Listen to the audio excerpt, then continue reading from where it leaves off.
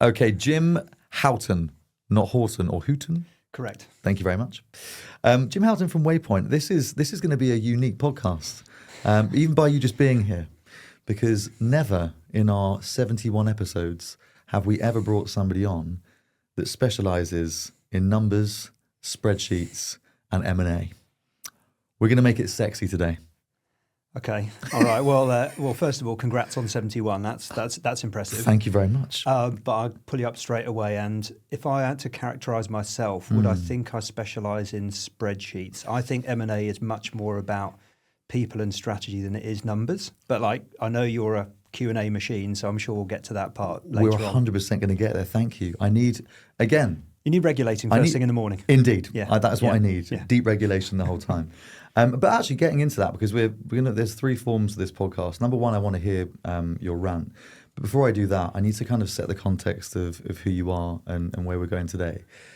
The key reason why I brought you here is because I believe that creative people don't know enough about money people. And money people don't know enough about creative people. And I've always felt like if they did collide with each other more often, if Liverpool Street collided with Shoreditch perhaps more often, the possibilities could be quite endless, really. Because I think a creative person goes throughout their life almost fearful, almost not feeling good enough or smart enough to have a conversation with a money person. And they could reach 50, 60, 70 years old, always believing that they weren't ever smart enough to speak to a money person. And I also think the other thing on the vice versa to that is true, in that a finance guy or girl can go throughout their whole life never feeling cool enough to have a conversation with a creative person. Oh, I'm going to bore the life out of them because I'm going to speak about numbers, when again, that isn't true. So why I wanted to do this today is A, because I really wanted to demystify and I clarify what finance really means and how a creative person who could be listening to this podcast right now can change their life and probably generations after them if they just understood money a bit better. But before we do that, three key points I wanted to make before I get onto your rant. Yeah. I want you ranty today. Okay, I'll try. Okay, before we get to the rant, you've worked in M&A for 30 years. Ish. Your first ever deal was acquiring AMV for Omnicom, which is mental, because I've always just presumed. Yeah, if you're going to start, you might as well start big. Yeah. That is wild. Yeah. And you've probably, I'm saying probably here because we haven't landed on an official number, bought and sold over 100 businesses, let's say. Oh yeah, comfortably, yeah. Right. Yeah. So before we get into that, what is your Room 101? My Room 101. Okay, so my rant. Look, I'm not really a ranty person. Okay. But let me... I think through that experience of 20 odd, nearly 30 years now of M&A stuff, I've been really fortunate to work, travel around the world just in the marketing services industry, largely on the back of the Omnicom payroll, but also, as an advisor for 15, 20 years since. So you get to see lots of different business cultures, lots of different work cultures, and that kind of takes you more into sort of culture generally. So if I contrast... UK, and this is in my head, the ramp piece, it will start to build now. Okay. UK versus US versus China versus India.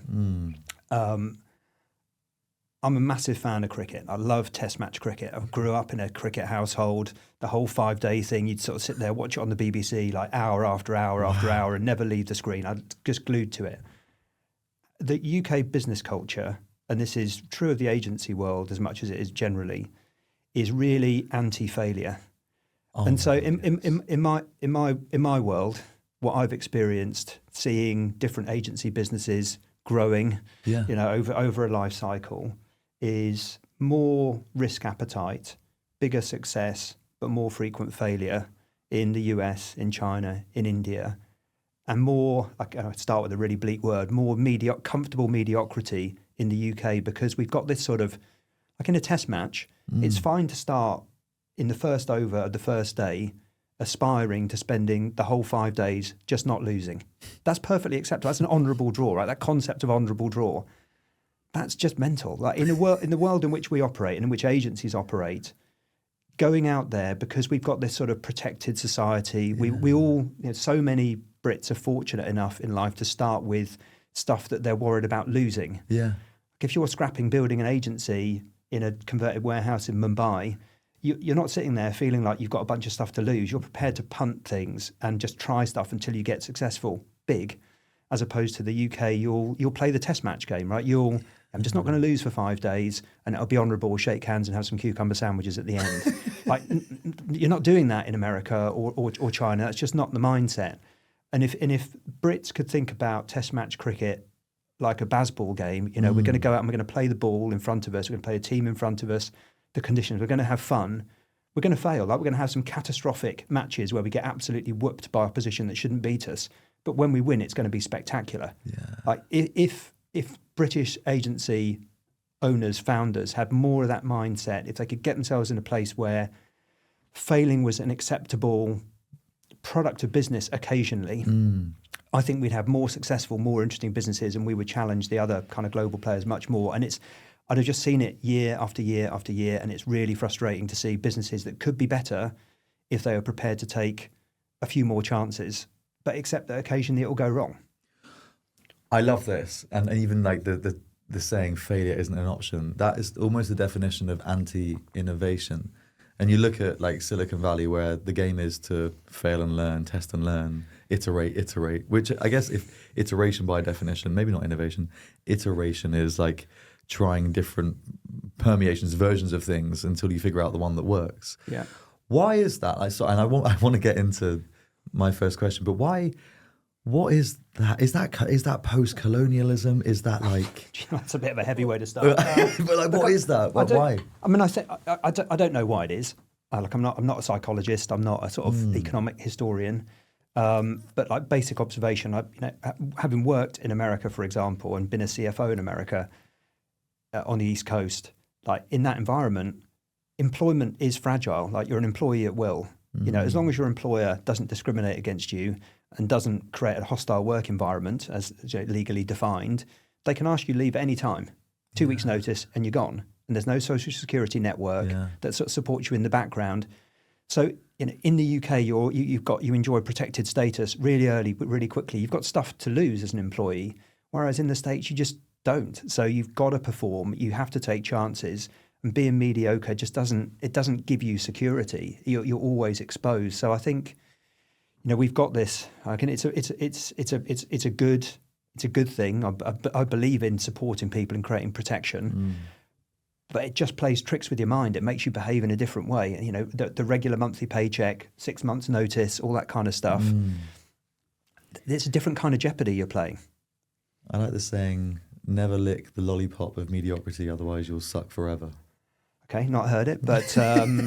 But you're suggesting almost that security breeds mediocrity, or being over comfortable. Well, I think what security does is it puts a price on taking chances, and if you're not prepared to take chances, or if you're too worried about the downside risk of taking chances, you don't take as many, and therefore you're just less likely to come up with the sort of breakthroughs that are going to make a real difference. And I don't know, your point in your intro around finance people and creative people. I can speak with personal authority as a failed creative person who ended up in finance because I wasn't good enough as a creative. Finance people deeply, deeply respect and admire creative people, absolutely understand that the creative people are the real brains. That's the real genius. Like, finance is a sort of learned skill. Like, trust me, they're kind of, you could teach someone to be a great accountant. You can't teach someone to be Trevor Beatty, right? That's not happening. So I think that sort of, it's finance and creativity and business success and risk taking are a really interesting combination. Yeah. I want to get into the beginning of this, right? Because I see this podcast for 2 people, maybe a third. Yeah. Person number 1 is, maybe they are a creative, maybe they are the child version of Trevor Beatty, or whatever the 2025's version of Trevor Beatty is. They could be 21, 22, 23, whatever. They're using their skills for creativity, and they're going to probably try and convince their parents that this thing I'm doing could one day lead to not only a 6-figure salary, but potentially a 7 or an 8-figure exit. Can you imagine? I can make £10 million one day and have generational wealth, mum or dad. So it's for that person as much as it is for the other person who is, perhaps they did take that chance. Perhaps they have been running a creative agency, design agency, marketing services business for the last 5 years, 2 years, 10 years. And they could be thinking a bunch of things. Number one, if they're early on, where do I go with this? Where do I need to get to for this to equate to bigger value for me or my family or whoever else? It could be a different person saying, "Oh, where do I get off?" Or do I acquire a business? Do I think about building out this because I want to get to X, Y, and Z? And then the third audience is somebody that's spectating and watching those worlds. And I think this person could be working within a company. Why did we just sell? What's going to happen? Could this be positive for me? Because there is so much conversation around M&A leading to overly rigid systems and, oh God, now I'm partnering with a holding company. Does that mean the fund's going to stop? Or PE, apparently that means that we have to stop being creative and be formulaic, right? There are a load of myths, I imagine, from that third part of the audience where someone probably thinks money and backing equals bad, right? Okay. So before we get those are my 3 different audiences. Young person thinking about doing it, person that's doing it, and then person that is probably impacted by the doing of it, whatever it might be. So let's go back. I am a founder. I'm just about to found my own agency. Okay. Take me on the journey from doing that and then arriving at the front door of Waypoint, which is your business, which I promised that I would do a good job in explaining. Before you answer that question, Waypoint, what I see Waypoint is, or as, is an M&A company. But the difference in just being another M&A company is that you aren't just transactionally focused. You also work as a coach to companies that want to get to some kind of event. So the difference is, I think some M&A companies go, oh, you're selling your company, great, here are 5 buyers. That isn't what Waypoint does. That's a part of your services. But from what I understand by working in partnership with you, is that you will deeply understand where this person is on their journey and what that person is trying to achieve and whether right now is the right time for them. And then hopefully, if they are the right person on the right journey, you can then coach them and guide them to get the most value out of whatever it is that they have created. Yeah, look, the coaching word really resonates with us. Okay. Definitely. When does someone arrive at our doorstep? I mean, that's maybe the way to sort of think about what we do, and without making it a 30-minute advertorial for us. Lots of companies find their way to our front door because they've got to a place where there's something that they can't solve. They don't think they can solve for themselves. They don't think they've got the skills, they haven't got the balance sheet, they don't have the risk appetite, they don't have the international reach to do a particular thing that's on their roadmap for their business or for themselves as individuals. So that's when they'll come and talk to us. But when does that happen? Like sometimes that happens weeks after they've set the thing up in the first place, or as they're thinking about setting it up, because they're thinking about setting it up precisely because I've got a great idea. I think there's some inherent shareholder value in this thing. I want to make sure that I set the whole thing up right because in 4 or 5 years' time, I'm planning on making a bunch of money out of this. So it's generally people come to us because there's some sort of challenge or opportunity in their business. A lot of the time that will be sort of, they'll think it's M&A related, and maybe it is, maybe it isn't, but it's exploring what is the thing in the business or for you as a leader that needs solving for. So yeah, for us, it could be you just haven't set the thing up properly, like the company just doesn't work, the organization structure isn't right. But you're right, it comes back to this understanding of business. And M&A is like, it's one of the tools in business, like going and raising debt or bringing in a brilliant recruiter to help you solve your talent challenges. Like it's one specific thing in the life cycle of a business that can allow it to step change. Okay. So we really major on that, and we're known for that. But I'd just as happily talk to you about lining up your incentive structure or thinking about the best ways to grow a business. And if growth is through M&A, then sure, we're brilliant at that. We know loads of people. We're really creative about how we do it. Yeah. But we always think about the business and the people before we start thinking about the numbers. What's going on in that person's head? So when they arrive at a classic, like let's say, half of the people that arrive at your door will be thinking this before they get there. What's a traditional human that arrives at Waypoint? Two, because I think there are two extremes that illustrate it. So first extreme, the early ones, and look, these guys were not Waypoint clients. I'm not even sure Waypoint existed at the time. But when Bill and Matt set up Analog Folk, Yeah. I wasn't working with Waypoint. I was just out of Omnicom at the time, and we talked a lot about how they should think about setting it up because they've had all that brilliant experience garnered around DDB. We've got this thing that we think the market should be wanting to buy from us. Market's probably not ready for us yet, but if we set it up like this and we're going to use our partners like this is what the kind of business we think we're building, and we think it should have value.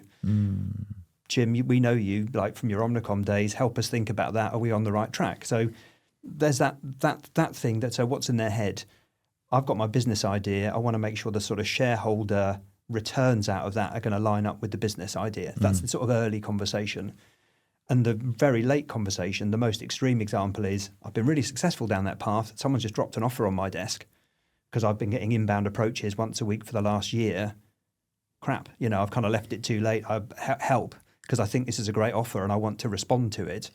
But anywhere in between those 2 points, you've got someone who's looking for that step change, that unlocking. When we work with Ben and Shah at Born Social, that was like, we really need to grow fast. We've got all these clients that have suddenly landed on our doorstep, and we've got to be able to access all these different geographies like now, like in a matter of months. Help, how do we do that? So those sort of conversations, which are natural rather than synthetic, here's a business thing that we want to access that organically we just know isn't going to be possible for us. Those are the ones where you can be really clever about M&A because you've got something to actually work with rather than I'm going to create a transaction because someone needs to retire or they've got a mortgage to pay off, or those things are all doable, but they're not as much fun. No. Okay, so I'm hearing like lots of there's so many different routes that we can go down. I kind of want to start with the first one, which you've mentioned, which is this person that's, maybe they've got some experience. They've been at a holding co. Because I think we're going to see this quite a lot now. Oh, yeah, we definitely, with what's going on in the market right now, yeah. Next 2-3 years, yeah. Totally. And this is, I think, is going to be really helpful for, we could even use Rick Brim, Polly McMorrow, and Martin Beverley. They're leaving Adam and Eve. Adam and Eve are owned by Omnicom, a creative agency, and they're probably going to go start their own creative agency, right? It's not private news. It's been out in the press. So let's imagine you're sitting at a holding company and you're looking out and you're saying, wow, I'm craving independence. I've been in this machine for 20 years. Yeah. I would love to do something new where I owned it, and I'm just a bit scared. Where do I start? How do I, how much money do I need? What is my plan? How do I start an independent agency? Where do I start? Okay, that's a small question. The great joy about, because the other question you might ask me is, what's a great agency to set up? Like, what's the kind of business you should be setting up? Which, you can never answer. But I think it is. It's less true today than it was 10, 20 years ago, because I think some element of technology which requires cash investment is definitely part of every agency now. I mean, you just can't trade without, maybe you don't need to build your own stuff, maybe there's stuff you can license in, but it's not just two people on a pair of laptops in someone's parents' sort of spare bedroom. I mean, that kind of world doesn't really exist, I think, today. Why not? Being able to make brilliant creative thinking really work at any kind of scale just requires a bit more than that. And you can probably do some of that with off-the-shelf technology solutions. But where it starts to get interesting, it's a bit funkier than that. I think it's a bit more bespoke, a bit. Yeah. So it's probably not just I need 2 laptops and some space anymore, but it's still really capital light. So the thing that I would, where our conversations tend to go with people who are starting up businesses is you should never want to dilute your equity in particular. As in take investment. Right. Sorry, yes. Dilute your equity, take investment. If someone's buying some shares, I'm setting the thing up. I'm going to sell some shares to someone in order to give me, 50 grand to give me a sort of comfortable balance sheet, start trading, pay myself a bit of money over the first few months until clients start paying me. If you give away 10, 20% of your company on day one, versus give it up in 2 or 3 years' time when you're actually making some profits. You're the same amount of value you are giving up, asking that 50 grand is going to cost you a load more money the earlier you do it, right? So you do not want to be selling shares to people earlier than you need to, because it will cost you. And I've seen that when I was a buyer at Omnicom so many times, where someone's mate, someone's family members given them the 10, 50, 100 grand they needed to kind of get off the ground, and it's cost them 20% of the business. And there's a sort of gentleman's handshake that says, when it comes to it, if there is a sale, don't worry, I won't need that much money. I'll settle for this. And then, of course, the green eyes, come over you. A deal happens, you can see real cash, you start to smell the money, and people reneging on handshake deals, even close friends who've been friends together for years. It just happens too often. So you always want to start with a business plan that works for you, rather than the sort of mindset, which is, I'm starting a business, I need financial security, let's get someone to put some cash in. Because anyone who's doing that is going to be savvy enough to price it in a way that if you are successful, you're probably going to feel marginally bad about it, or maybe really quite bad about it. Is there another way? Could you get a business growth loan, or if you're going from a standing start, literally HMRC, you're setting the thing up, you got your bank account plugged in, £0 in the account. Could I go to a bank with an idea of an agency now and then get a loan rather than swap any equity? I'll just give the loan back at 10% over the course of 5 years. Yeah. Well, look, my answer to that question will depend a little bit on whether or not you decide to use my rant when you get to the final edit of this thing later. Because I think the UK lending environment, and there are some specialist lenders, right? There are some. But the UK lending environment is a bit like that test match cricket world. It's very, very, very risk averse. Okay. So unless you're operating on an overdraft arrangement from a high street bank, it's not really the kind of economy where you get that sort of friendly, easy to access sort of mass market funding. It's just not like that. I think it's more about, it is a sort of friends and family market, but friends and family would also, if you frame the conversation right, not be looking to aggressively make money on funding they've offered you. So perhaps don't just default to, here's some shares in my company for helping me set it up. Maybe if you could put some money in, I think it would cost me about 7% to borrow that from the bank. I'll offer you 10% on that money and maybe a little bit of equity, because I'd like you to share in some of the benefit and the risk you've taken, but it's not all going to be shares. I mean, there are smarter ways of packaging it, but where you're going for the conversation, probably friends and family money to start with. Okay, that's really good information, because I think that's let's say there are three options starting out, right? You do the friends and family, which would be priority number one. Well, actually, number one is money that you've saved, because some people could be working for 30 years, they might have 100 grand saved. When I started my business, I said I need to have 6 months worth of mortgage. That was my minimum. I said 6 months because I knew that I would sign a client in my first 3 months, and it will take them about 9 months to pay me. Well, there you go. Luckily, they paid me within three, but I knew I'd factored for 6 months of doing the work, getting the client on, then paying. So I think that's okay. So that's one option is, do it yourself, get a client early on, guarantee that the money's going to be there. Maybe you'll need 3 to 6 months worth of money. Second option is friends and family. Don't immediately default to giving them equity, because that equity could be very valuable down the line. Flip to a better than loan agreement where you offer them 3% or whatever percent more than what a bank is charging you, and then potentially some risk as well. Worst case scenario, you swap equity for capital, like seed investment. Yeah, I'll have to call you up on your use of buzzwords now as well. Seed investment are always kind of jargony things. Sorry, that's that. But you made a really good point, because I think if you take the example of someone who's come out of, a big network agency with the Omnicom IPG merger, there'll be a lot of that in the next few years. Those people might have personal balance sheets that are reasonably robust, that can handle the sort of dynamic you talked about when you set up Unknown.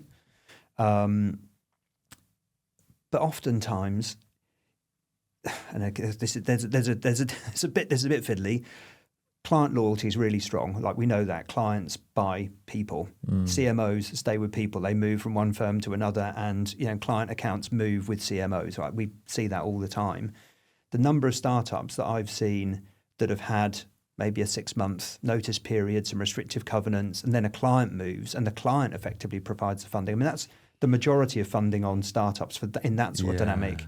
Is there's an anchor client that's already lined up. Right. And the network agency knows it's going to be happening. They've got restrictive covenants, gives them a run-off period, gives them a period to try and secure that client and show them that it can work without that particular individual in the agency. but often they move, and a lot of your funding will come from that. Okay. Do people like ever do a sweetened deal for that client early on? Do they say like, oh, we'll charge you less because we're going to be smaller, or is it more just like leaning in? Does that happen? I'm sure it does.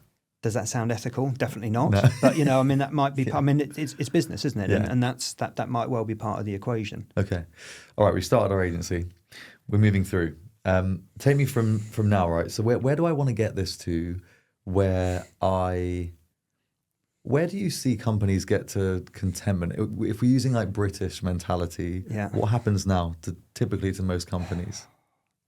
I think my old Omnicom boss, a guy called Noel Penrose, who's brilliant, and you should get in the studio as well.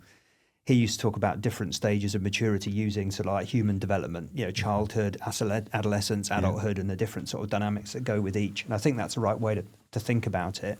The pain points that I see, so where do you get to comfortable? I think you start to feel comfortable when that income pipeline is looking, solid. You've got decent visibility. You can see how your mortgage is getting covered. You can see how you're covering the rent bill and the staff bills each month. I don't know. I mean, agencies get to that at a different point. I don't know, 20, 30 people, whatever it is. But that's sort of, and you've got some resilience in the business, and everyone starts breathing a bit. And then you start thinking about, well, growth, and now it's the time to start building. That's where life gets actually, perversely, a bit more difficult. That sort of, and again, it depends slightly on, PR companies will have a different organisation structure than a media business, somewhat. But that sort of influences it. But the point at which you go from being, I'm Ollie, the founder. I know what's going on in the business. I know every single staff member. I probably interviewed every single staff member. And effectively, I control every single decision in the company. When you go from management to leadership, because you can't touch every part of the business anymore, you've grown past the point where you've hired everyone and you're managing people indirectly through your direct reports.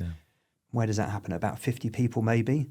That's 30, 50, I don't know. That sort of level. That's when life gets uncomfortable again. So I think comfort starts when you've got that sort of, it's a Maslow thing, okay, breathe. I'm covering the bills. We've got some stability. We've got some predictability. Then you get to, I've got to be more than this now because growing businesses are important. People want to come join a growing business with opportunity to grow their roles, grow their clients, etc. That's the difficult bit. So I think when you get to between 30 and 50, you've then got a different management style you need to deploy. Lots of founders aren't great at being leaders. They're control people, they're managers. And that transition's really tough.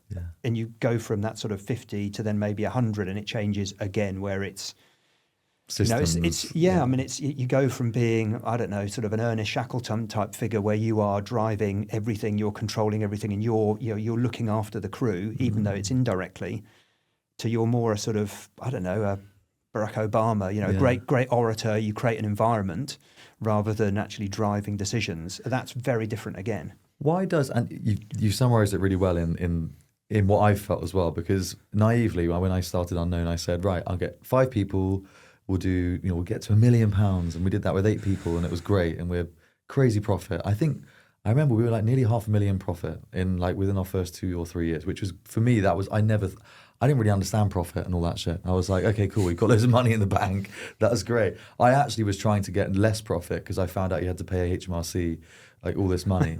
And I was like, what the hell? Why would anyone want profit? That's really expensive. You have the less profit. So I was naive. And I was also naive in how it would grow. And I thought I'd be happy with just 5 people. And then you realize that you owe growth to those people and you can't offer them growth if you are just going to stay at that size. Yeah, exactly. Yeah. And I don't think anyone thinks that through. I think everyone thinks, oh, I just want a 10 to 20 lifestyle, business. Oh, standing still is death. I mean, Is that, have you ever seen, because I want to challenge that. Have you ever seen a company or, why is it so rare to see a company stay at sub 20 and be successful? I mean, you and I are both generalising. So generalising, I totally agree with your observation. Are they like specialist, like behavioural science consultancies that will, because they're so specialist, there's just an inherent limitation as to how much you can scale a business like that without jamming it into a much bigger beast? Definitely there are. But on the whole, it's a point you've already made. Like, our businesses are all about the people and how they work together. And good people, which is what you want to hire and people I want to work with, they want to be in growing environments where there's new challenge, their roles can develop, they're learning new things. And that just doesn't happen in static. It just doesn't happen in static businesses. And that's as true of an accounting firm as it is of a talent firm or an M&A consultancy. It just, you have to offer it is. upward You have to offer projection. Okay, fine. So let's get there because we're going to stick on this growth because I wanted to challenge that to say, like, could you, there are companies that have stayed at that size and, the founders pay themselves well, whatever. Is there like a Goldilocks pace though? Because you can be growing. You haven't got to be rapidly growing. What's the rush? Because if I'm offering Goldilocks growth and I'm paying myself incredibly well, but the company is still growing 10%, I don't know what you would deem good percentage of growth, 10, 20% year on year. What is the rush? What's the rush? Well, maybe a couple of different bits there, aren't there?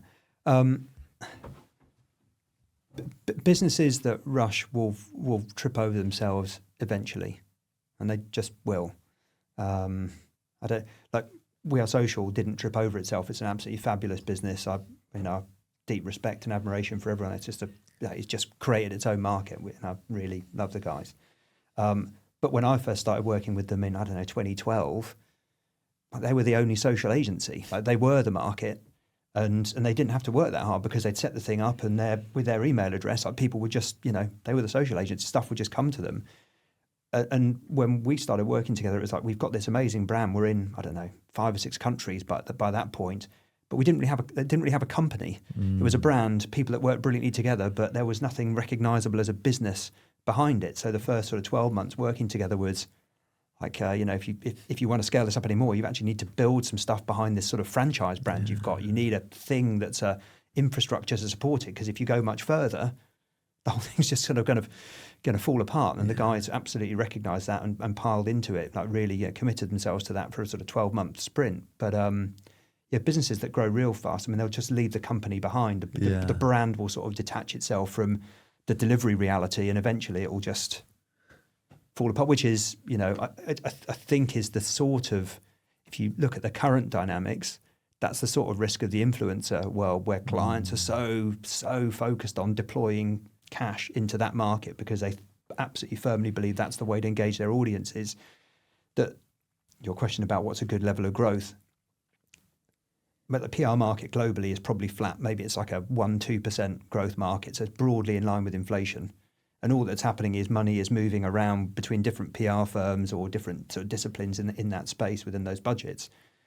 I don't know. Like the influencer spend, the amount of money that's been redeployed from media to influencer, for example. You might need to be a 20 or 30% growth business at influencer to look like you're kind of keeping pace with the market. But it's going to be wildly different from an advertising or a PR business, for example. So you would look at the sector of the services that you're in. So let's say like we've got the entire creative economy from media all the way through to PR. Yeah. And then creative agency and influencer in the middle. You would say, right, okay, which other companies are selling what we're selling, or what's their primary offering? Yeah. And what rate is that growing in the economy? And then should my company be growing at that sort of pace? That's how you would. Yeah, I think I'd look at my market first. Yeah. What's my market doing? And anything that's outperforming the market, well, that's great. That doesn't mean to say that I'm immediately an attractive business from a sort of shareholder perspective, kind of looking at the other lens, you're trying to look at it through, because I don't know, media, for example, but okay, the media landscape is changing and evolving, so there's opportunity for growth. But in terms of money that's being spent by brands in what you'd kind of classically call media, but it's not a growth market. Who's going to deploy capital? Who feels like they need to own more of that space, which is more and more challenged by Google, Facebook, etc. And they're owning more of it. They've got more control over it. Is that would I feel excited about growing 10% in the media landscape from a shareholder perspective? If I had to put money into a company, would I be there versus an influencer business that's growing at 20%? I'm definitely putting my money in an influencer business, because the next 10 or 15 years, that's going to be what it's all about. Do you believe that? Yeah, totally. Yeah. Sadly, you opening comment about how long I've been doing this kind of stuff. And I grew up in an agency household. My dad was an agency guy. Like, I remember when advertising and media split. Like, the world has changed a lot in a working lifetime. And then you still had like above the line and below the line. And then digital, appeared. And digital was different from advertising. And that was kind of weird in the sort of early 2000s. I think social and influencer is going to be like digital was 20 years ago. It's going to be different. Digital was like a silo. People would have digital agencies for a while. And then it just became everything. I think the next sort of inflection point for us is everything is about... Well, basically, I mean, what is influencer marketing? Going back to pre-mass media, it's word of mouth, but just enabled in virtual worlds. It's the most natural form of marketing. So logically, that's what it all pivots back to. So I think, the rest of my working career will be about influencer and social, and I think I've got at least 10 years in me. So. What did the digital agencies... Okay, so take me back to 20 years, or when digital agencies... 2000, 2001, when that was all sort of kicking off. Name me a couple. Are we talking like Digitas, LBI, AKQA were later than that? A bit later than that, yeah. So, like LBI is a really good example, yeah. Yeah. So LBI at that point. So are there any learnings that an influencer agency owner could take from an LBI? Because LBI, I imagine they would have exited the Publicis for... I don't know, 100 million, whatever the number was, right? So that's a win, right? If you're selling your agency for is that an 8-figure sum? 9-figure sum? 9-figure sum, you're doing very well. What did they do well? And what learnings can an influencer agency owner take from that time? If we're seeing the same, growth gold rush moment, are there any holistic learnings? Yeah, so growth gold rush, is it gold? I think it is it's a genuine, to me anyway. Like I'm not a world authority in this stuff. I'm a humble M&A guy, but I look at this as being another transformation moment in how brands sell. Yeah, I'm sort of crude and transactional about it. It is about brands selling ultimately, and I just don't see how that's a reversible thing now. I just think it's set until something else comes in that engages people differently, or unless society changes because there's another way of us all engaging with each other that doesn't involve phones or laptops or screens. Like at that point, it will change again. But maybe it relies on that level of technology change. Like when screens disappear, it will need to change again. But until that point, it will be this method. So I don't think it's kind of gold rush territory. Just recognizing the fundamentals of how brands sell have now changed. Like it's not a question anymore. It's moved. So that's the place that's the place where you need to be. If you're making bets today, new bets, that's where you need to be betting, because that's just how society is going to work. Yeah. So is that gold rush? I don't think it needs to be gold rush, because it's it's here to stay. It's about understanding the things in society that are going to stay and drive value, and just identify. I mean, it's simple stuff. I think just bloody hard to do. Just on the to-do part, let's imagine. Actually, no. Before I imagine this, why do people sell their companies, or why do people sell their agencies? Well, I mean, I've talked a little bit about business reasons. I think for clients that we work with, and I don't know whether our competition have got a similar experience, but we talk about, it's not my expression, but one I'm nicking from someone else, but the triple D is the kind of main reason for selling businesses: death, divorce, disease. Yes, it's kind of tragic, isn't it? But like fundamentally, they're human things. So when I talked about Ben and Shah at Born Social, and like they just needed to be everywhere at once for their clients, and that was their thing. So that wasn't one of the triple Ds, but that's the minority of occasions for us. Most times it's about the people who've set the business up, and you're solving something for them. So it's retirement, it's the sort of death thing. We can see that we're getting to a place. It's financial circumstances change, I think, and sadly the easiest analogy there is like a divorce type scenario, and people just needing to change lifestyle, the disease piece, because they're worried about themselves. It's risk. There's some kind of risk or change management that's going on. That's most often what's happening. But I like that you're being brutally human about that. Like, I think let's be honest, 95% of announcements around M&As would never say, I just got a divorce and therefore I had to sell my company because my finances were looking pretty rough. Or, someone's died and I need to...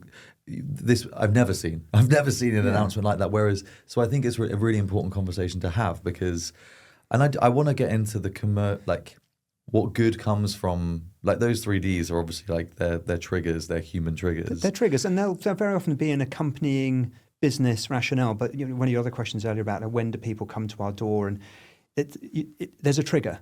There's probably already that the business is in a place where this probably needs to happen anyway. But this has happened to me as the individual, the founder. This is the time, as opposed to 6 months ago or a year from now. Yeah. It is going to be now. I know we could do it, but I need it to be now because. And we've had, it's some of those experiences. The triple Ds are really uplifting, where you can really help someone with something that's very deeply personal to them, really important to them, and sometimes, frankly, it's a bit kind of sad. But there's, generally as a compelling business reason as well. But the trigger is a personal thing that says now is the time. I want to move into the financial trigger in more comfortable territory now. We're not going to speak about death and divorce. Yeah. How do you know if you have a business that is valuable and worth selling? What would you quickly say? Well, have you got this? Have you got this? Have you got this? If you haven't, come back when you got this. Yeah. Okay. It's a great question, and I think that this relativity we've already talked about is really important. I think that there are a couple of different types of sale. First of all, there's a sale which is, I'm going to take my business, I'm going to put it into someone else's business because it just needs a sort of safe haven. It needs to be part of something else because we just don't want to stretch the business that far ourselves. So the answer to your question is a bit different in that kind of circumstance. So if I'm comfortable being, I don't know, a customer experience team within Accenture, for example, and I need client access, I need to be able to get through my sales funnel faster. Okay, that kind of thing transacts in a slightly different way. They're 20, 40, 50 people, and you're going to become something else, like a sort of effectively a big team within a bigger company. That's different. Yeah. I think the kind of stuff that you and I would more naturally talk about is stuff which really feels, you've used Adam and Eve as an example earlier, impactful, game-changing, when's that happening? And what features do you need for a business to achieve that? Well, it's got to be outgrowing its market, or it's got to have the potential to outgrow its market. And the best M&A happens where I can see and articulate the potential that I can't access in my company because I'm missing some ingredients. I'm missing the New York office, the LA studio. I'm missing the particular code writing skills that you have.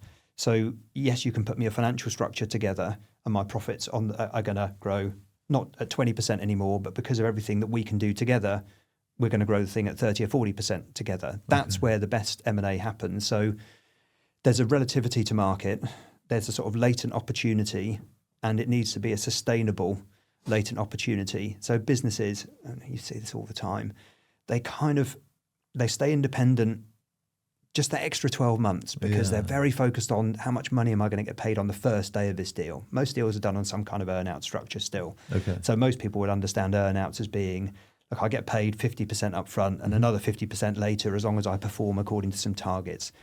And so the natural tendency in a growing business is I'm just going to sit in there for another 12 months because that day one number is just going to keep on getting bigger. So my risk in a deal is less because I'm just going to bank that much more the following year. Okay. But the question people sometimes fail to ask themselves is, by trading another 12 months, how much of the future growth have I stolen? Because my buyer's not interested in how much growth I've had in the past. They're only interested in what can I do in the future. Like they need to see appreciation in the business. And appreciation stops happening when you've outgrown the market for too long and your competitors catch up. The market starts maturing. Your talent gets fed up and frustrated because you've been sweating them and stifling them for your own personal gain. But you kind of see that stuff all the time. Oh, so you're saying by longing it out and by thinking you're going to get more money up front. Let's use an example, and I will never name the company. Let's say they're called Momum and Flavas were buying them. So Momum are, I reckon they're probably at the time doing like 50 million. They've grown, like they're an 8-year-old business, 6 or 7-year-old business, right? And maybe doing somewhere between 50 and 80 million, which would be outgrowing the creative agency market, right? If I'm looking at the other creative agencies out there, Schmablo and, You're so subtle. Good job you're not an M&A advisor because you'd be sued so often. But let's, the ones out there, and they've also, we've expanded to New York, and we've got these other elements to our business like customer experience. How could that have gone wrong? Because there's a good sum that could have happened at, right? Could they have, if they waited 2 more years, could they have got more value out and then carried on going on the trajectory they were? Or do you think they were, that style of acquisition was at the right time? Great question. Without getting into your specific examples. No, of course. I think that really exciting M&A as opposed to a financial vehicle for getting money out for people. And there is a big difference between the two. Okay. Really exciting M&A happens where you recognise the opportunity and you talk to a number of people about your strategy, what you need, how you want to accelerate it, the risks you see along the way, and they come back to you and go, I love that strategy. Actually, if we were doing it, we wouldn't need to do it quite your way. We'd think about it a bit different. We'd do this, this, and this. That would look a little bit different, but it would probably get us to here. How do you feel about that? Like, I wasn't in the room for that particular conversation that you're describing, but that I absolutely understand that between the different parties involved, they had that was central to it. That conversation about what could be done better, faster, bigger, and with less risk was absolutely central to it, and the timing of it. So I think good M&A, in my experience, you can't properly evaluate on day one of a deal. Okay. You just can't. Can you evaluate it 5 years later? But probably 10 years later, definitely. And that's really interesting when you do that. If you speak to, I don't know, get time with Peter Mead, talk to him about how he feels, nearly 30 years after having sold his business to Omnicom. And that would feel, if you asked him the question after 5 years, after 10, after 20, there'd be a different answer at each point. And the financial element of it is definitely part of it. But for really good M&A, it should be able to outlive the financial elements of the deal, which typically expire after like 4 or 5 years. So when do you know? Let's go back to that. Like, so what are my trigger points to be like, oh, I could have a thing here? What am I evaluating to know whether I could be the next Peter Mead selling AMV to Omnicom? How do I know? Is there an EBIT number, a profit number? Let's use my business as an example, okay? I really want to get, and this sounds like the numbers, this is like an ego thing, I think, because I do believe my business... This is good because you're about to answer your own question, but you keep going. Yeah. No, but this is really interesting, right? Because I've got this weird insecurity, which is like, until I've built, there's two junctions. I don't know where this came from. Yeah. 5 million, 1 million EBIT. I think this came from one of my advisors. He was like, you've got to get 5-1. 5 million turnover, 1 million EBIT. Yeah. And then the other junction is 10 million turnover and 2 million EBIT. Very basic. There's something about I have an 8-figure business, or I built an 8-figure business with nothing, that there's an ego play in that situation. Yeah. Now, I also believe the company that I currently have in its current form, and comparing it to the rest of the market, I believe in this thing called a donut number, which is when it reaches its natural size of being right profit, purpose, people. Yeah. And I think that number is probably about 5 million, and I think the profit will be about 1. But, and I don't think, I call it foie gras, business foie gras. I don't think force feeding it any more humans and fucking expanding it out of wherever it needs to be, which I've seen so many of my competitors do. And then it just becomes this sort of like revolving door situation. As you were saying, the 30 to 80 weird hustle where it becomes systems and organization stuff and none of the original purpose. I don't want to do that. But what I do want to do is utilize the brand of my business, potentially use my profits to acquire other companies in sister industries to what we do, using the holistic philosophies. God, that's wanky. Using what the values of my business stand for across different elements of what we do. Right? Yeah. So that's a whole load of things going on there. Basically, the ego in me wants to get to 10 million plus. The reality in me says I'm not going to do that with the current form of my business in what it currently does. Right. Where was my question going with this?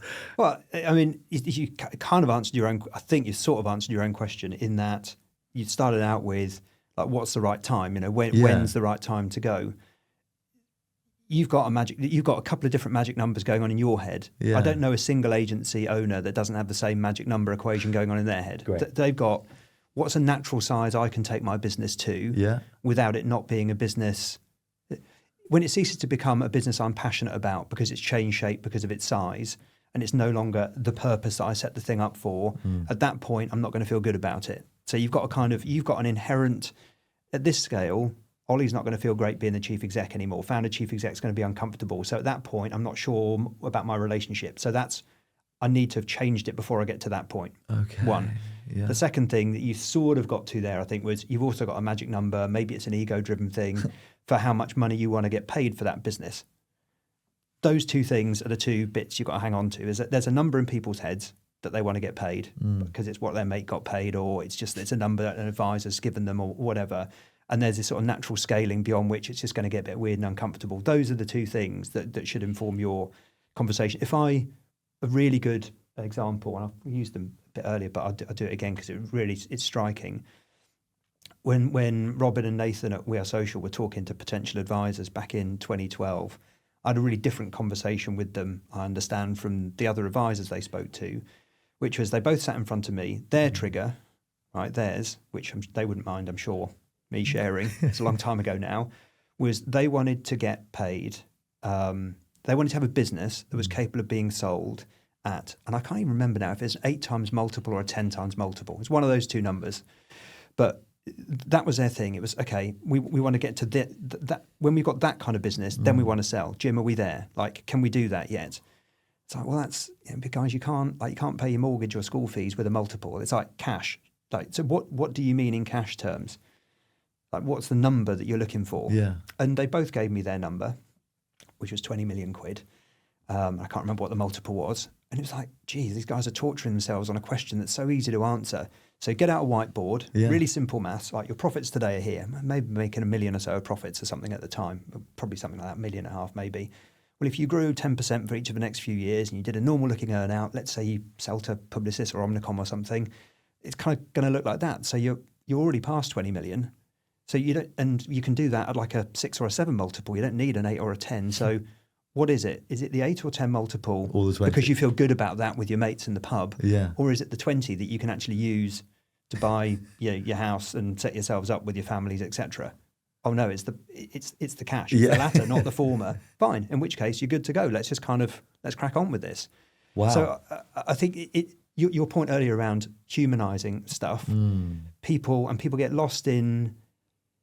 There's something like a cachet, the sort of the buzzwords, the acronyms, the jargon crap that attaches to M&A stuff. Yeah. That people love, these new terms they've never heard before, but finance guys use all the time.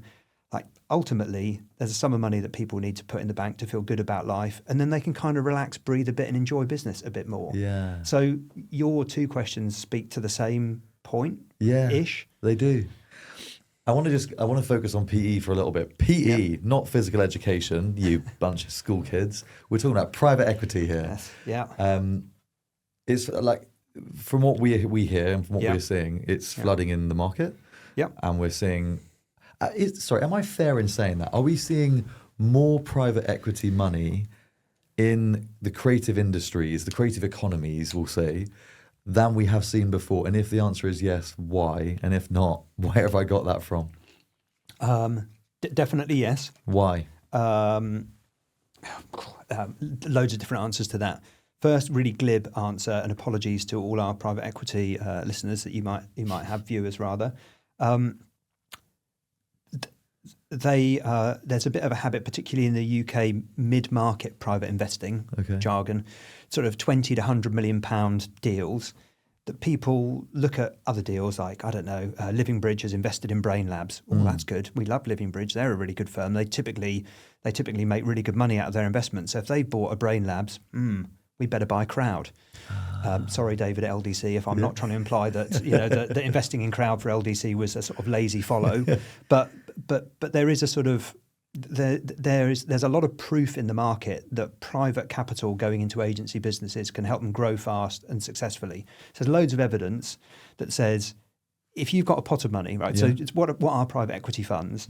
Generally, it's cash from investment vehicles, retirement funds that they've already got massive portfolios. They own loads of government bonds, which are low risk, sort of low return, stability things. Boring 4-5%. Yeah, right, got it. Yeah. They invest a bunch of money in the public markets, in quoted companies, hedge funds, and individuals. So they've got kind of public market funding as well. Safe money. They've got safe return. Maybe, or maybe you decide you're going to have a massive slug of Tesla stock and watch that go up and down like a yo-yo as well. But you'll have kind of huge portfolios of publicly available, publicly traded stock.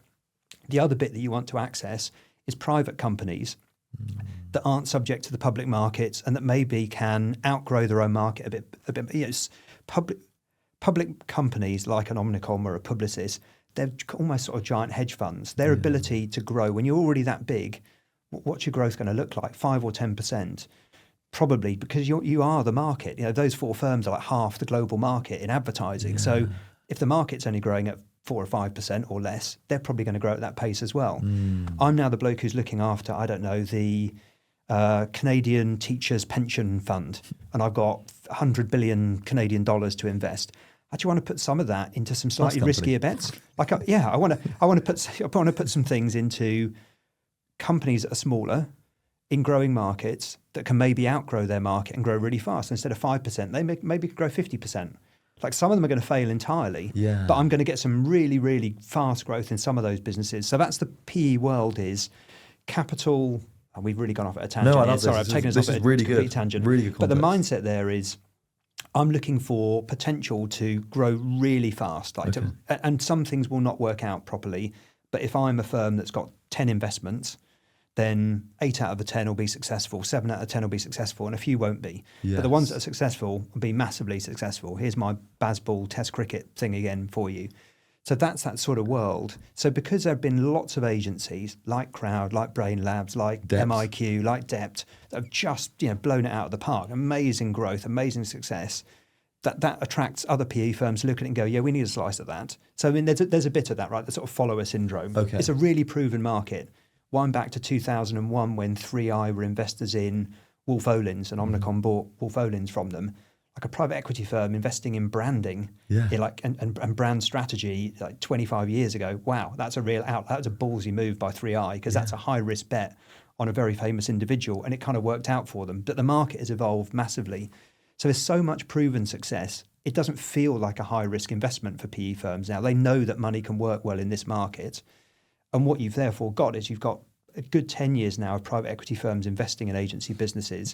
So Dept is a great example. Original investment into that business has now bought dozens of other businesses that it's operating successfully, privately.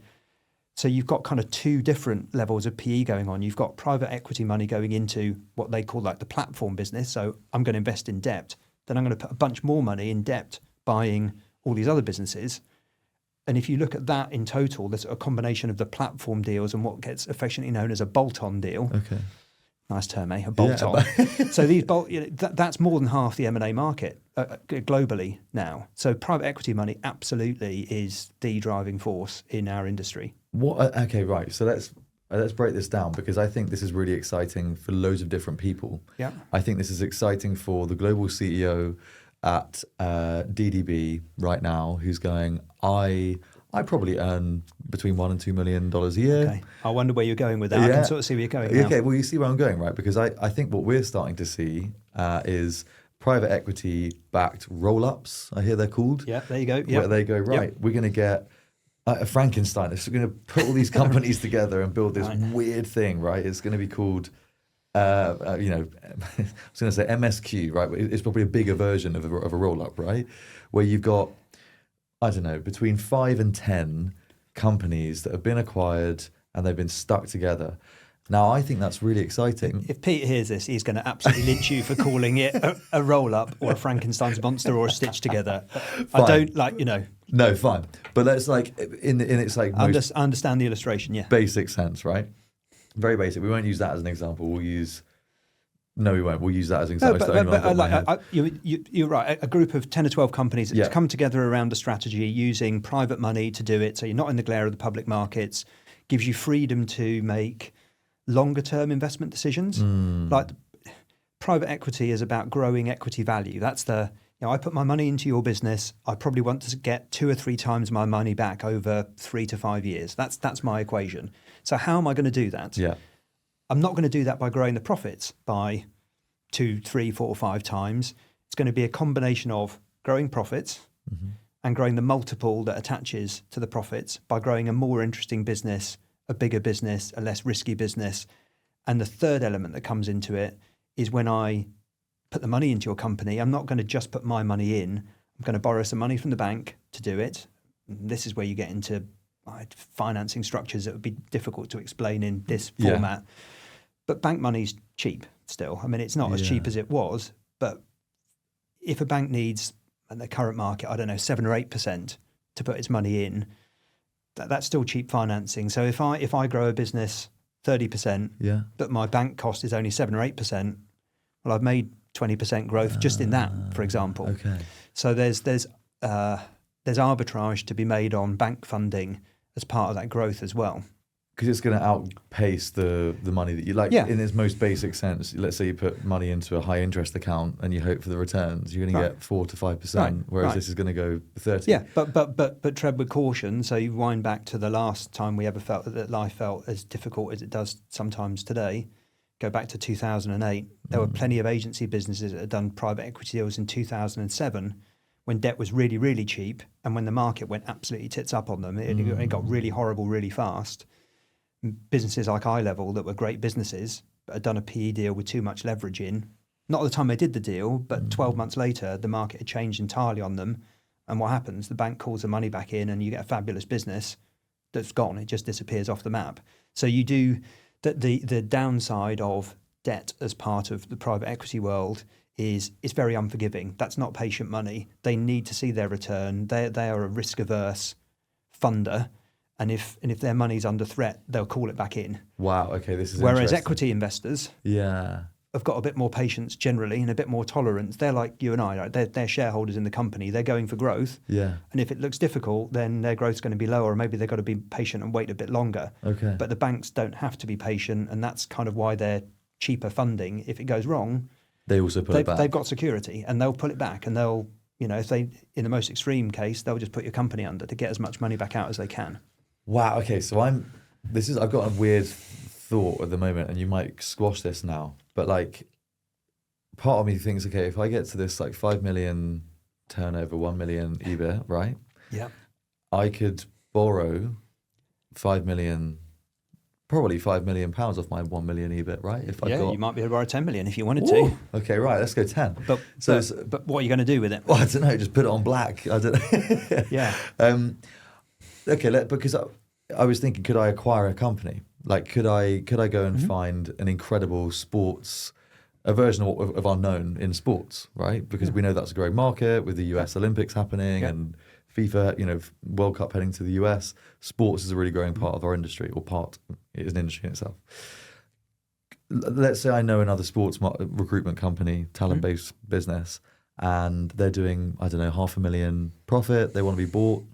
I'm going to start charging you for advice, by the way. Yeah. This is going to be an expensive podcast. But like, I haven't got, let's say they want 5 times, because you say multiples for those that are listening are how many times their profit generally, which is their evaluation. So if they're doing 500,000 in profit, 5 times 500,000 is 2.5 million. The sum of money that we've agreed is worth their business is 2.5 million. Yep. Now, if I've borrowed 10 million, do I need to literally give them 2.5 million in cold hard cash the day that we sign? Or is there a smarter way of doing that where I can keep some of that money in my business and then use it for other things? Yeah. Well, first of all, it would be outrageous if you paid someone 5 times their profits on day one to buy their business and there was no risk and downside for them. That would be like, you've definitely wildly overpaid for that business, so don't be doing that. Okay. So never pay the evaluation. Well, I think what's the incentive to what's hang the around? incentive to? Yeah, exactly. Yeah. Why here? How are we working together? How do I ensure that you're going to work to deliver the strategy that's made me want to buy your business in the first place? I'm not paying you for yesterday. I'm paying you for tomorrow. Right? That's the deal. So you've got to think about a structure that does that. But in that scenario, you've totally jacked your business up. You're making $1 million in profits. And you've gone, I'm going to borrow, I don't know, 2 times profit, 3 times profit, 4 times. I'm going to And banks won't generally lend agencies more than 2 times their profits. They were getting to 5 and 6 times their profits in the old days, and that was insane. It's just insane, way over leveraged. A bank lends you a couple of million quid. You're going to spend all that couple of million quid over time on that company, but that company's already also generating profits for you, which will turn into cash, which will also be financing its own deal. I mean, we could, I guess the point here is, as we started by talking about why is private equity in, it's fundamentally in our world because there is the opportunity for growth that's way faster than you can achieve elsewhere, because society's changing. The way consumers interact with brands is changing dramatically. Media consumption habits are changing. Where there's there'll always be winners and losers, and they'll run this equation that they'll find more winners than losers if they do their diligence correctly and they really think hard about what they're buying and why, they've understood the business plans. And if they can make their returns even better by using slightly cheaper financing in the mix, they'll do that. But no private equity firm is ever going to create a structure that is so dependent on debt that if trading gets difficult for 6 months or 12 months, someone's going to pull the funding, because then the cash they put into it is gone as well. I'm with you. So there's inherent caution in the market. Yeah. But fundamentally, the reason why private equity is in our world is, but look at it. You've with your highly well disguised examples of really interesting companies that have grown and done deals. You've got brilliant businesses that are making a real impact in an industry, and that means they are going to be successful. They will make money in a market that generally is sort of changing a lot. So it's a smart place to put cash, I think. 3 things then. I want to know, well, actually, before I ask you these 3 things, what is, if there was one type of creative business right now, it could be influencer, it could be media, it could be data, it could be sports marketing, creative agency, probably isn't the last one. Which business is hot right now that everybody wants to buy? So, without being really boring and repetitive about it, this stuff is always cyclical. Okay. There was a time when it was sales promotion, it was brand experience, it was digital, way back in the day. So whatever I say today will be different in a year or two. But if you broadly look at what's happening in the next few years, sport's my place right now, because it has so many opportunities around brand engagement with society and culture, with so many big, particularly with an Olympics in the States, like really, really properly big opportunities. So what agency businesses sort of touch the world of sports in the most engaging way? That's, for me, that's the... Okay. Once you get past LA, it'll be different again. But like today, that would be my space. So if you were, and then if you are running a sports focused business right now, what do I need to have in my business, whether it's like retained clients, whether it's a certain amount of profit, like when do I become sellable? When do I become where I could reach some sort of liquidity or some sort of event? Yeah. What triggers? Well, again, these are this is where the question changes more towards what's a buyer looking for rather than what's got inherent value. Yeah. I think buyers are going to be looking at, if you're in that, if you're, I think it's more difficult if you're a very traditional, because when I think of sport, I think of, because of I'm so bloody old, I think about sort of sports sponsorship activation businesses from the early 2000s. Like that's valuable. But it's sort of old-fashioned, and most people have already got something that does something like that. So it might not be the best thing that I can have, but I've got something, and if I bring something new in, I've got to junk what I've already got, and that's kind of difficult and disruptive. I probably don't want to go there. Yeah. So I think the bits around sports that are most interesting are where sports, influence, and social are sort of crossing over. Yeah. So I don't think that's really a monetary answer to that. I mean, the monetary element of that is I might be running a really cool, interesting-looking business that's in exactly that sort of territory, but because of my scale, the 2 things that you talked about earlier, your ego number and the sort of natural scale, I've not got there yet, so I don't want to do it, but I could do it, and is someone going to make it interesting enough for me to want to go there? Fair, okay, interesting. There's no magic number. I used to really get pissed off. Maybe I should have done this as my rant. I used to get really pissed off when people would come and see me, and back when I was at Omnicom, And they'd be, our advisors told us we've got to 1 million in profits and therefore we're the right size to be acquired. Like maybe in 2000 that was true, because the way that deals happened then predominantly was one of the big four holding companies buys your business and they mainly leave it alone for 4 years during an earn out. And at the end of it, you figure out what to do post earn out. And generally it's like start again because everyone's left. That was sort of the world. And £1 million wasn't because it was £1 million. It just, you got to a certain sort of scale that you had some resilience, you had some autonomy, you had some governance, and you could sort of stand on your own 2 feet. And we could just connect you up with some other chief execs, and life would be a bit better and a bit more interesting. So the £1 million was that, rather than being a number for its own sake. But like today, you could be like I said earlier, you could be a 20-person CX business joining Accenture, and that's perfectly acceptable. You could be a 200-person business joining Dept, and there is no sort of magic number for financials. It's sort of different scales of businesses will just naturally gravitate towards different types of deals. Slippery. Sorry. Okay, fine. We're coming to the end. It's so funny because all my questions here were so that I've written at the end. It's like, okay, so 1 million, 2 million, is that the time? So I'm going to cancel all those. Before I ask you my final question about giving a platform for somebody else and who is the person that you want everyone to know, if you could give one of the most classic errors, or tell like the founders of the businesses that you are going to meet before they arrive at the doors of Waypoint, what is the one thing that you wish they would all know before you had a conversation? One thing they should all know. I tell you the one thing that they should all do or stop doing is they should stop having the mindset that is, I think I'm in a place where I want to do a deal for whatever that reason is. And therefore, instead of being really focused on what's important to me, my business, your sort of donut analogy, they've all adopted a mindset, which is I need to go see an advisor who will tell me what buyers are looking for, and I will then mold my strategy or my company to fit that. It's total BS. If you've built a good business in a great market that's performing and that's attracting great talent and clients, just go after what that business needs. Because if you've got one of those, there'll be plenty of people who want to buy in it or buy into it or invest in it. I mean, it'll be there. So use what you've already got to just weed out the people who are going to be a waste of your time. Yeah. But so many people have come specifically to learn what buyers are looking for so that they can do more of that. Why would you change what you've been doing for the last 5 or 10 years so successfully for a 2 or 3 year period? I've never understood the logic to that, but it happens so often. I guess people would want to move to buyer habits, but then I guess you could almost compare M&A to fashion.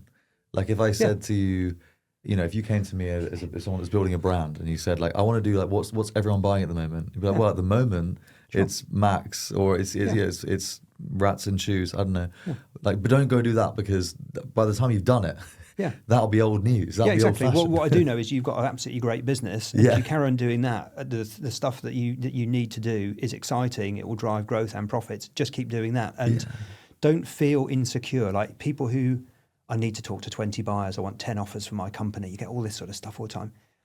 Well, you don't really. I mean, ideally, you'd only talk to one buyer and they deliver you a fantastic offer that meets all your strategic needs and your financial goals all at the same time. Yeah. But, the odds of you finding exactly the right person but you build it from that endpoint outwards.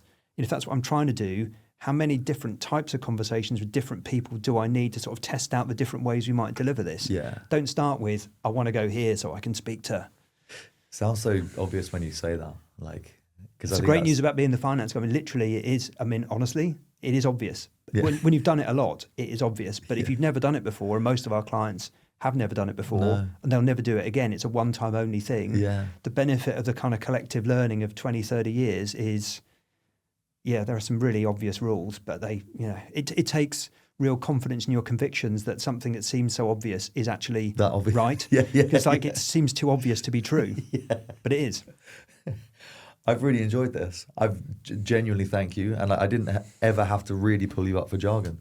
You did a brilliant job. I had to pull you up, I'm afraid. Yeah, you did. Yeah. You told me off for jargoning. Okay, fine. But before, I'm going to ask you my final question, which is, this is a nice one. This is you're less in the hot seat now. Okay. And this is more, if there was a human out there that you wanted everybody to know about, Maybe they don't. Who would that human be? Okay. So I think, I'm a real Myers-Briggs sort of yellow person. So people very important to me. This is not a person who is not well known already, but I think there is a bit of a generational thing. So my kids who are 20-ish don't really, the name is sort of familiar, and I think that's a shame. I'm a massive Shackleton fan. Because I really admire inspirational, risk-taking people who lead from the front. There are so many stories over history of people who've are just really inspirational in the way they deal with adversity and bring people along, and the risk and sacrifice they take. But as an individual, the infamous South Pole trip and how it all went spectacularly wrong, and how he looked after and kept every single one on that trip alive, enormous personal risk and danger to himself is something else. And my kids don't know that history well enough. Can you quickly just say who Shackleton is? I mainly know that because of the jackets. There are Shackleton jackets, right? Yeah, there are. Yeah. Yes, and the jackets are very nice. And if Martin Brooks and his team would like to gift us both one as a result of this, we'd be delighted to model them for them. Thank you. The most famous exploit was trying to cross the Antarctic, and having sort of sailed down there in some rickety old sort of wooden construction, done it at the wrong time of year, got caught in the ice, couldn't get as far as they needed to get to make the landing at the right place, which meant they couldn't get their provisions. Boat gets locked in the ice. They can't move at all. Eventually, the boat gets crushed by the ice. They've sort of already bailed out at that point, but they're living on the wreckage of the boat that they've kind of converted into shelters. In order to save themselves, they have to extricate themselves from the Antarctic by like dragging this shit over the ice and climb. It's such a horrific terrain, and they've toughed that out for months and months. They then find themselves sort of, eating seals and, keeping themselves alive with sort of seal carcasses and for months, and realise that they're just eventually no passing boats are ever going to find them. They're just going to either die of age having eaten seal meat for 50 years, or they need to, get out of there, which then has them customising a bit one of the old lifeboats, and then a few of the lads basically rowing across the Southern Ocean or whatever that sea is in the wildest possible weather. You imagine it's like a 20, 30-foot boat, which they row, a few of them, saying goodbye to the others who they left behind. Don't worry, we'll be back for you. They nip off to the Falklands, as you do, just row over there, land on the wrong side of the Falklands, and then have to climb a bunch of mountains, having been rowing and eating bits of whale, bits of seal carcass, and staying alive in the freezing conditions, wearing like basically a woolly jumper. No Shackleton jackets, just woolly jumpers in the Southern Ocean. So they do this, they row across, bit of sail power, but mainly rowing in this ferocious sea. Yeah, then they climb a mountain or two, wearing their sort of woolly clothes, knackered, exhausted, physically broken after months and months and months, and successfully find a whaling station. They hear the sound of like the sort of the whaling whistles. They then get greeted by the whalers. It's like, bloody hell, you're Ernest Shackleton and his men. What the hell are you doing here? How did you get here? Get themselves cleaned up. Right, fellas, get in the boat. We've got to sail back down to collect the other fellas who we've left behind several months before, who've just been waiting for us to come back. And they're still waiting there. They're all still alive. And Shackleton does what he said he'd done. He led all the men to safety, picked them all up. It's like, how do you do that? How do you find the resolve to just keep going? Wow, I didn't know that. Read the. I mean, there are plenty of kind of abbreviated stories and diaries and stuff, but inspirational leaders, you don't really get much. Shit. Wow. There you go. So I thought that everyone knew about Shackleton, No. but way more than a fashion brand. Did you know about Shackleton? You did? Oh, yes, of course. We all knew about Shackleton. That was not what I was expecting, and I'm really happy you did that. Okay. Thank you so much. Jim, thank you. This has been amazing. Great pleasure. Really enjoyed it. Cheers. Muchas gracias.